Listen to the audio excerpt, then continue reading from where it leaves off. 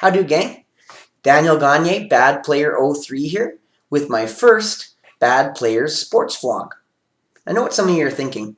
Daniel, aren't you the guy who usually vlogs about World of Warcraft? Well, to you, I have only one answer. I'm very versatile. So anyways, in this vlog, I want to question and challenge the NFL to review a rule that I think is somewhat broken.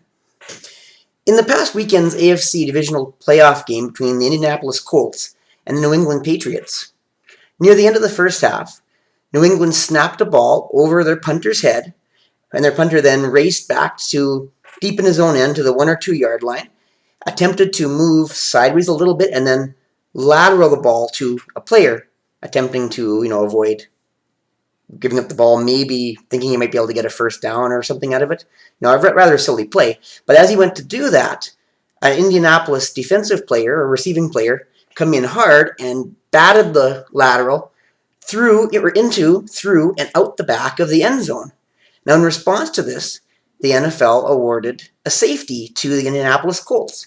Now, just to recap, so the punter, the ball goes over his head, he runs back, gets it on his 1 or 2 yard line, attempts to go sideways, and then laterals the ball towards a teammate, and an Indianapolis player comes in hard, knocks the ball through, and out the back of the end zone with his own momentum. And even though New England in no way put the ball into their own end zone, the Indianapolis Colts are awarded a safety. Now, in this case, we have to presume that the act of knocking the ball through the end zone was unintentional on behalf of the Indianapolis player, because there's no real indication it was premeditated, it was awfully fast, or that his intention was to direct the ball through the back of the end zone. And of course, a safety on that play, is not totally unjustified, because 1, New England screwed up and deserved to have negative consequences. 2, they're actually glad to begin with not to give up a touchdown or worse, or give the ball, on the goal line or a touchdown. And of course, the play was kind of a bang-bang play, and the momentum of the defender easily, would have been too much for him to stop, to keep from knocking the ball through the end zone anyways. So, that kind of play, one could justify such a safety being awarded. And now I know, of course, this play is not unique, or not a unique interpretation of a rule, because there's a similar play back in a Pittsburgh-New England game in October of 2011, where late in the game, Troy Polamalu dove towards a Tom Brady fumble down on their 20-yard line, and his momentum knocked the ball some 25 yards through the air and out the back of the end zone, and they were awarded a safety. So one has to assume, in these kind of plays, that any attempt or any direction of the ball, of a fumble, into the opposing team's end zone or out the back of the end zone is awarded a safety.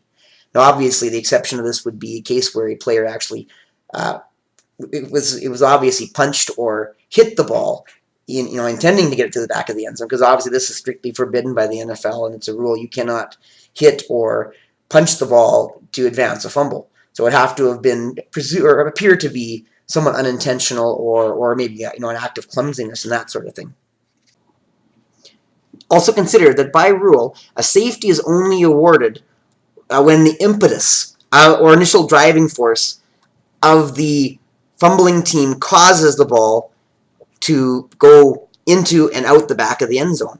Now, in the case of a blocked punt, for example, presumably the force of the punt is much greater than the force of the block, and it's actually the force of the punt that causes the ball to go through the end zone, and the block itself is only what changes the direction of the ball to cause it to go in the wrong direction.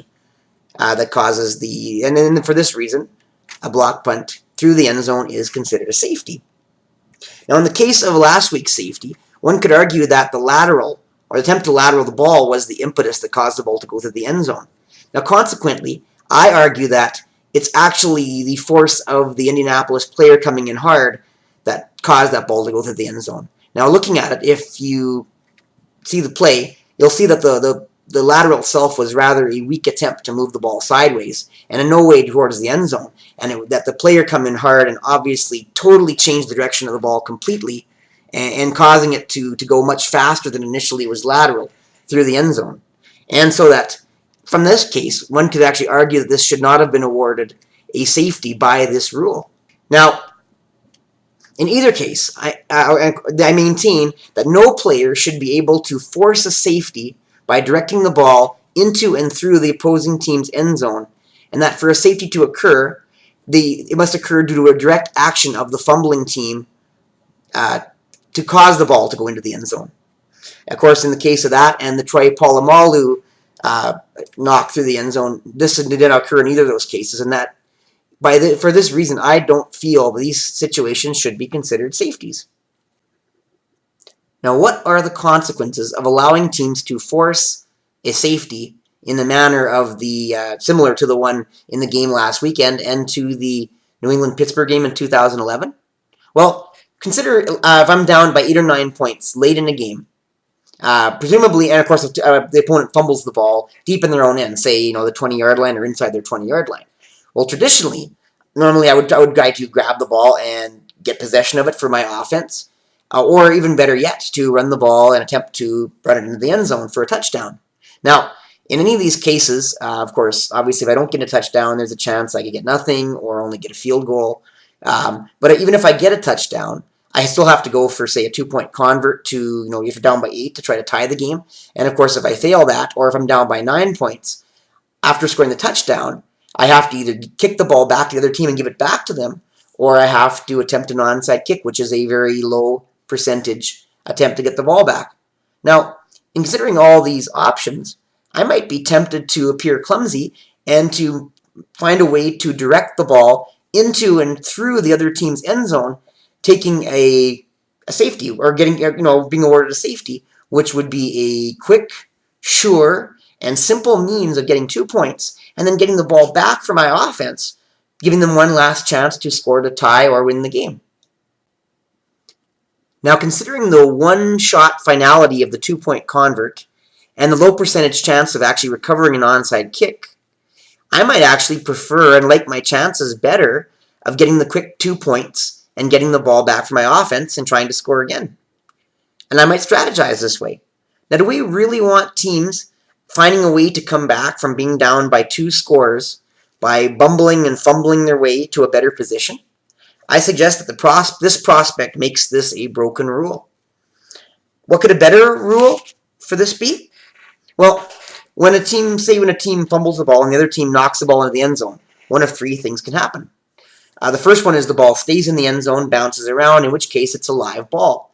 Now, considering that if the recovering team lands on the ball, it's going to be a touchdown, the team that fumbled is going to either willingly jump on the ball, knock it out of bounds, or knock it out of the back of the end zone, willingly conceding a safety, which makes it okay. I mean, that is why the safety rule was implemented. It is, presumably by name, a safer way of avoiding a touchdown, or safer than avoiding a touchdown. So that's fine. Now, secondly, is that the recovering team finds a way to knock the ball out of bounds in the end zone. Well, since lately it's always been the rule that if you're able to knock the ball out of bounds, that you're awarded possession of the ball anyways. I would say award the team that knocked the ball out of bounds, the recovering team, the ball on the opponent's 1-yard line. Not giving them a touchdown, but giving them a reward for actually doing what you're supposed to do to recover the football. Now, of course, in the third case, when the recovering team knocks the ball out of the back of the opposing end zone without the fumbling team even having a chance to touch the ball in their own end zone, I don't feel this should be awarded a safety, because of the knocking the ball out of the back of the end zone is considered an act of failure, clumsiness, futility. Therefore, I think it should be awarded a touchback, and the fumbling team should be awarded the ball on the 20-yard line. Now, if, like in the game this weekend, you might consider that an unfair reward or outcome for a team for fumbling the ball, deep in their own end. And if that's the case, well, maybe an interesting twist of the rule. Maybe award the ball to the recovering team on the opponent's team 20-yard line. It's an interesting twist of the touchback rule. Now, I mean, that would be a new implementation of such a rule, but maybe in a case like this where you want to not let the team that fumbled the ball off the hook, at the same time not reward the team for knocking the ball to the back of the end zone, which is an act of futility, it might be an interesting and intriguing rule to create a fair result for both teams. Now, I feel this could actually be an intriguing rule that could fit a case like this very nicely.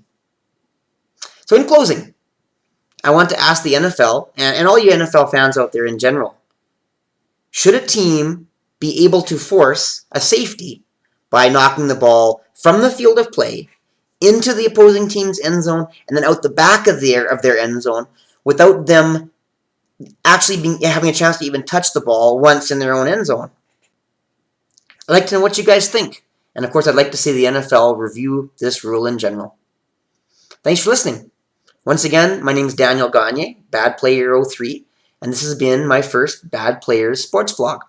If you enjoyed this video, I hope you'll check out all my work on my YouTube channel, which is under Bad Player 03 or Daniel Gagne. I also love to use Twitter. You can follow me at Bad Player 03, same name on Twitter. I also have Gmail, badplayer03@gmail.com. Love to hear what you guys think in the form of email. And of course, I'd love if you guys would, if you like my work, to subscribe to my YouTube channel, because I do stuff like this every now and again, and I like to do vlogs and that sort of thing.